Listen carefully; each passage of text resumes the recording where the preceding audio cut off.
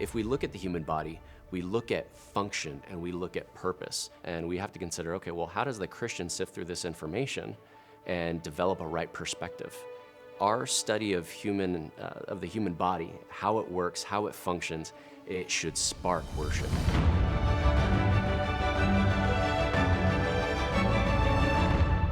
So when we look at the study of the human body, one of the first things we have to look at is the history of the study of the human body. So that actually takes us back even as far as the 3rd century BC, where there was some early Greek dissections of the human body. Now, when we're talking about, kind of cutting up a cadaver and understanding how things work, that's something that doesn't always go over well with society and culture.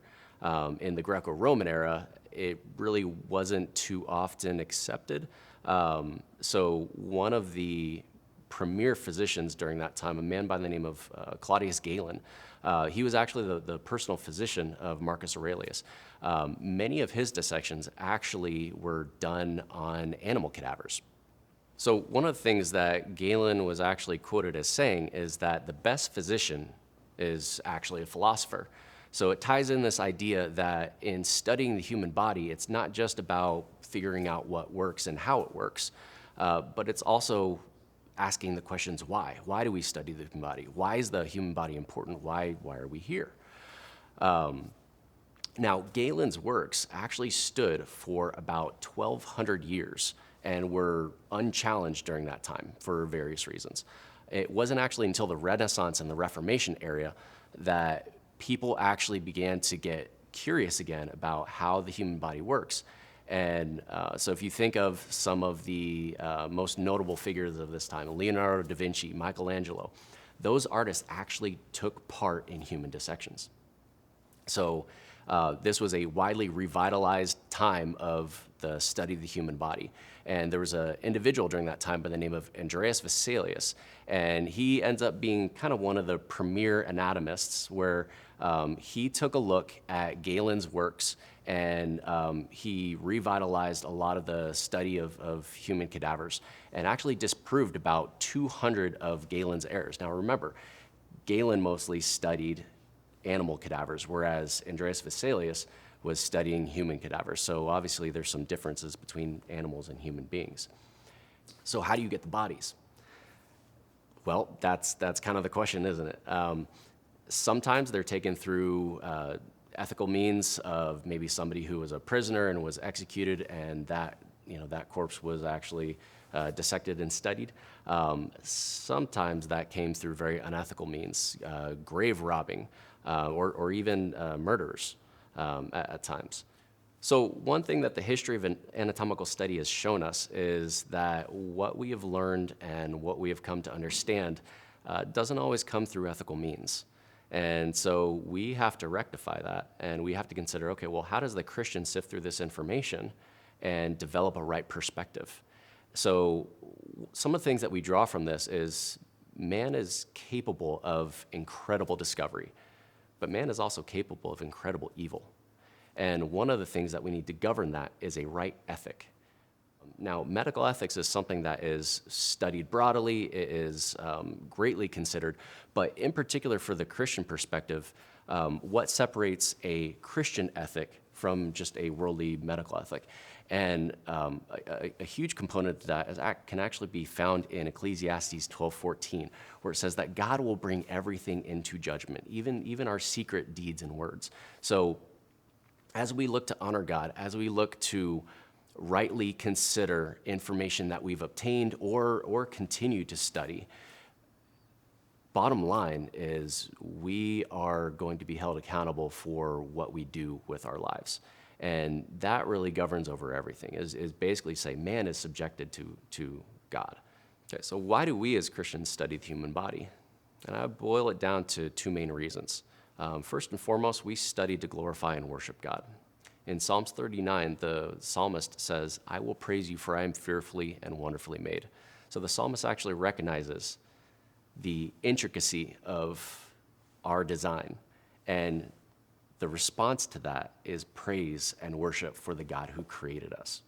Now, the second point would be for the service and edification of others. Now, we find this in 1 Peter 4:10, where it says that as each have received a gift, to use it for the edification of one another.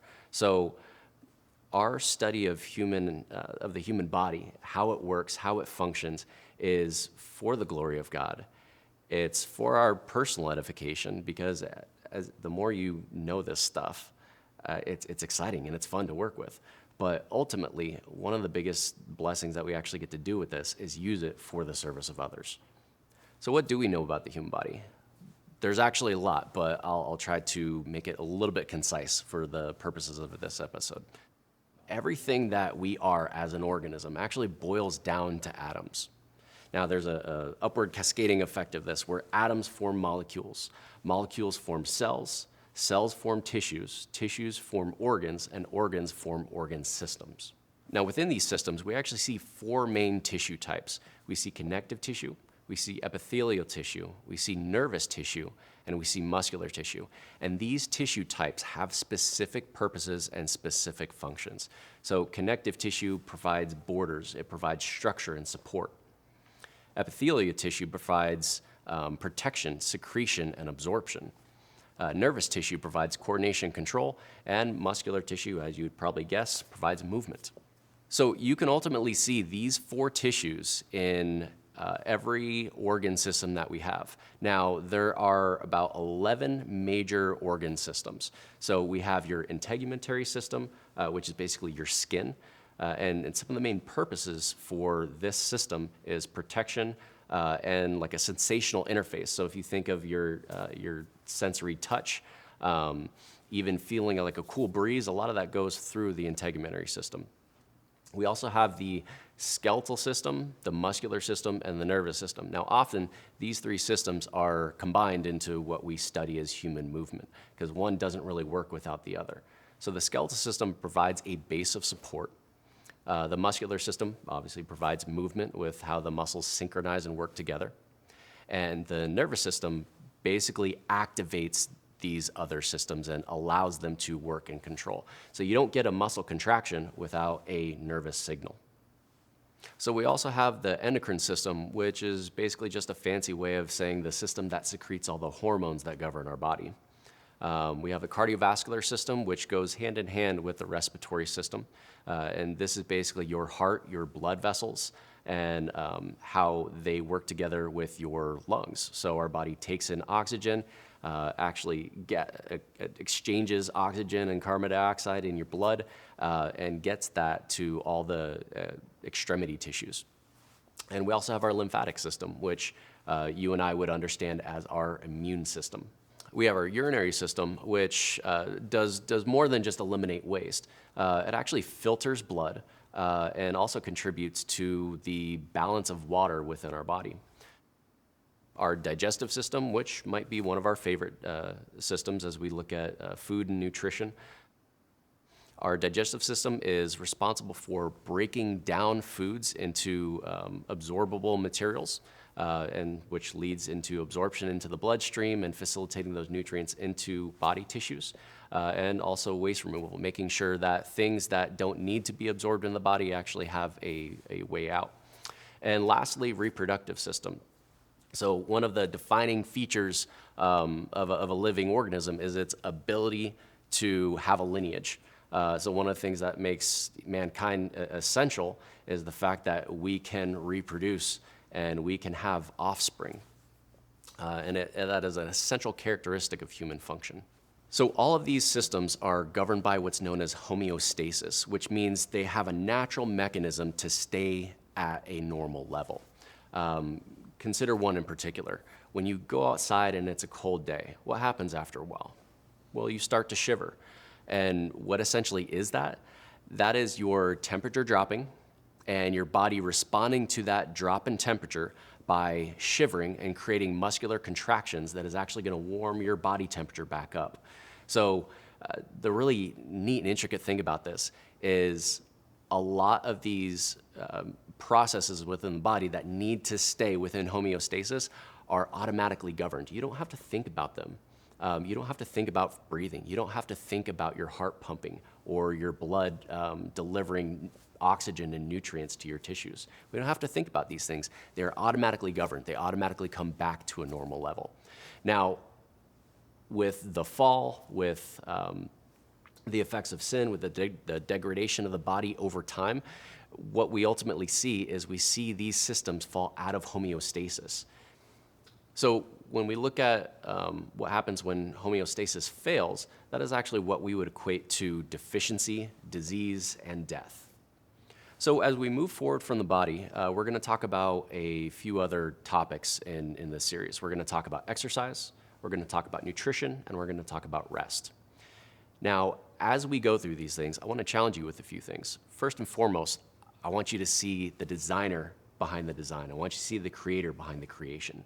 Because as we learn these things, it should spark worship. It should spark adoration of the fact that we have an amazing God who created our bodies. And therefore, it's worthy of study because it just points right back to him. I also want to encourage you, be fascinated, be curious. A lot of these videos isn't going to tell you everything you need to know about the human body, but maybe it will spark more curiosity to learn and to apply what you learn. So one of the things I also want to encourage you to do is to make an assessment. After each episode, I'm going to put out a few questions to think about your own life or think about how you can use this information to show care and concern for those around you. So take a look at these questions and consider them and think about how you would apply them to your own life. And the last thing that I'd like you to do is to take the opportunity to consider this information and how you would use it to love your neighbor. Consider the people in your life that could benefit from some encouragement in some of these areas of exercise, nutrition, rest. And how can you improve your own life? How can you enhance your own ability to do the work that God's called you to? But how can you also just do the simple act of loving those around you?